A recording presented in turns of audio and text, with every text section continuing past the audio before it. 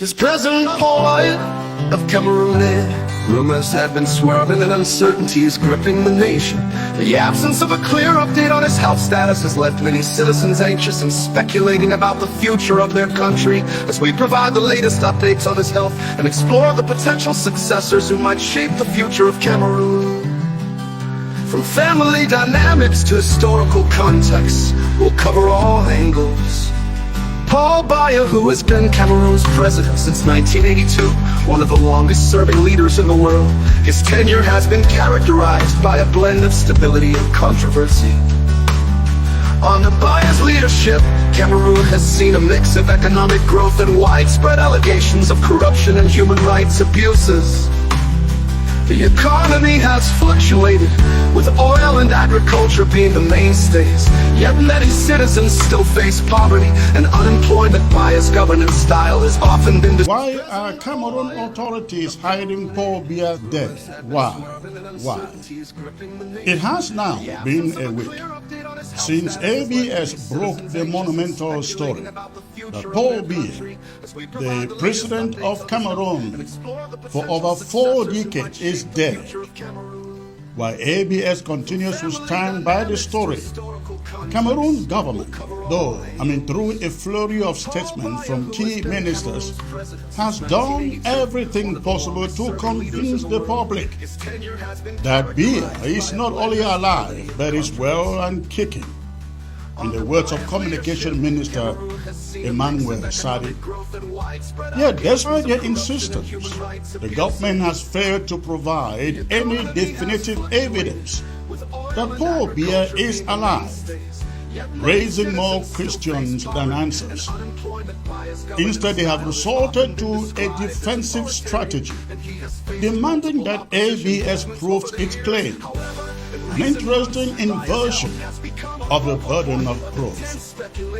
The question is this: which is easier, to present BIYA's corpse or simply show him alive? Yet, despite all the speculation and national uncertainty, the government has chosen not to present a living Paul BIYA. Why? In this analysis, we delve into the reasons why Cameroon authorities are hiding the announcement of Paul BIYA's death. We explore the implications of the delay, and we also review the political and constitutional ramifications that are brewing behind the scenes, as our sources tell us. Why the eerie silence? Instead of quelling speculation by having Paul BIYA make a brief appearance on national television or even release a video statement, the government of Cameroon has responded with baffling measures. Among them, a national day of prayer in lamentation for BIYA's well-being, a move as perplexing as it is suspicious. For 42 years in power, BIYA, a devout Catholic, never once called for the National Day of Prayer. Why now? What is the true purpose of this sudden collective act of devotion? Given the historical context, this is not just a benign call for divine intercession, it smells strongly of manipulation. How do the officials expect the public to believe that this is not a forum of high mass for the repose of BIYA's soul or an attempt to symbolically save him from the fires of purgatory? Cameroon government may be roping or confusing the population to distract them from the truth with such measures, but this has only deepened public suspicion. More tellingly, Cameroon's Minister of Territorial Administration, Paul Atanganji, has gone so far as to ban all national discussion on the life status of the president. Why such drastic measures if the man is alive and well? Why not simply present BIYA to the people for just a minute? The reluctance of the government to do so only confirms the reports that the president has indeed passed away. This is happening only in a banana republic. Cameroon's handling of the situation reeks of the type of political machinations we have seen in other authoritarian states. The secrecy surrounding BIYA's death and the regime's handling of the situation are characteristics of what we might expect from a banana republic, a term often used to describe regimes that manipulate state affairs and violate constitutional principles for the benefit of a small ruling elite. In fact, it is reminiscent of how Nigeria handled the death of President Umaru Musa Yar'Adua in 2010. When Yar'Adua died, Nigerian officials concealed the news for over 2 weeks. This gave them time to negotiate whether power will remain in the Northern Caliphate or transition to the Vice President then, Goodluck Jonathan, a Southerner who had been acting in the president's place during his illness. Ultimately, they decided to allow Goodluck Jonathan to succeed Yar'Adua because being his vice, replacing him was going to be politically suicidal.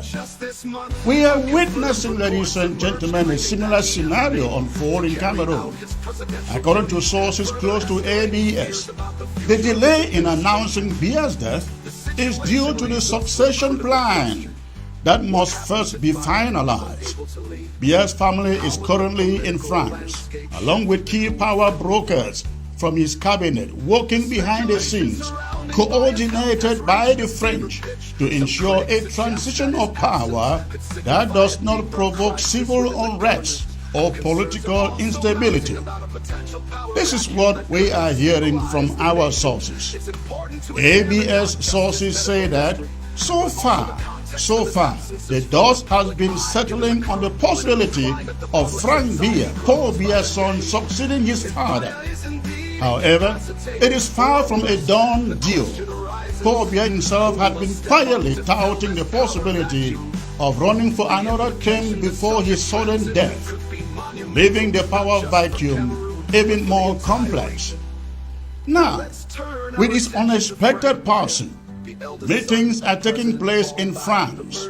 The objective is to put all the pieces in place before making the official death announcement, preventing any political upheaval that might arise from a sudden power shift.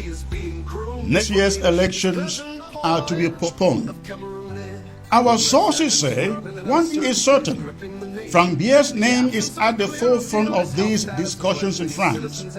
They say that if Frank ultimately emerges as the successor, next year's presidential elections will be indefinitely put on hold.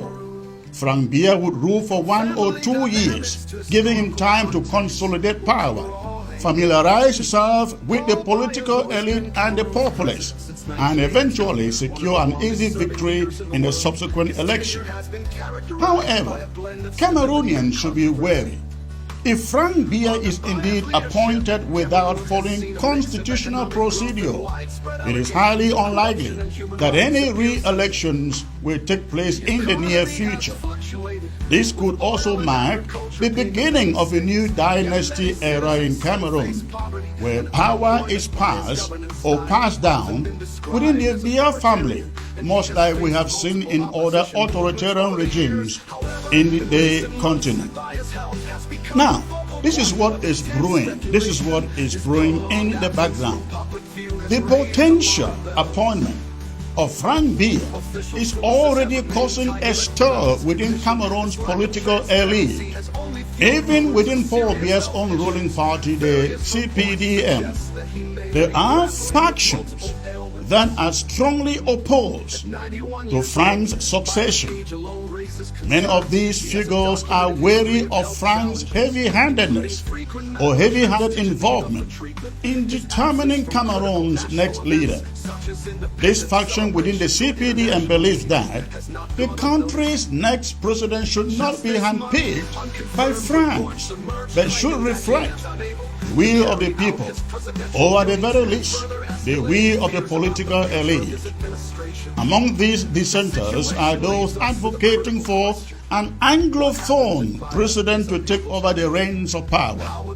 Prominent names include Prime Minister Joseph John Ngute and former Prime Minister Philemon Yang, both of whom are seen as potential candidates who could bridge the divide between Cameroon's Anglophone and Francophone populations.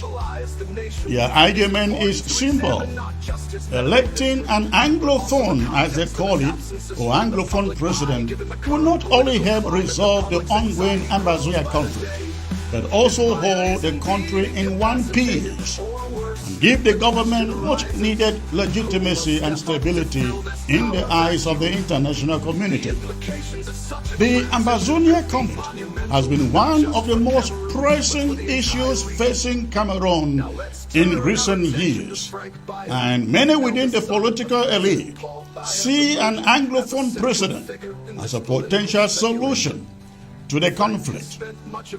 By appointing someone like John Ngute or Philemon Yang, the CPDM elite think Cameroon could demonstrate to the world that it is serious about addressing the concerns of its Anglophone citizens, many of whom have felt marginalized for decades under BIYA's rule.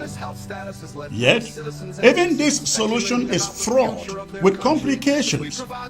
Would the Francophone majority in Cameroon accept an Anglophone president? The military, which has long been loyal to Paul Biya, supports such a move.